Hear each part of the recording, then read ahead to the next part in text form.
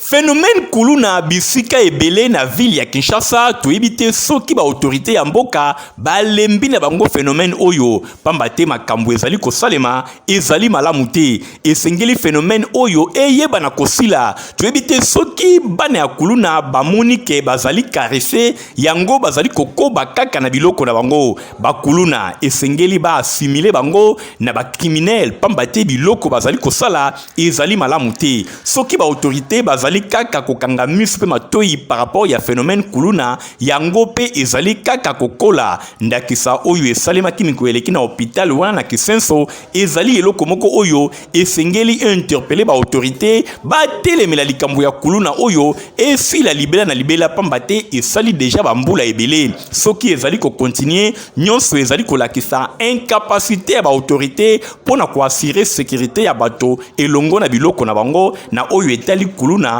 topé banditisme urbain.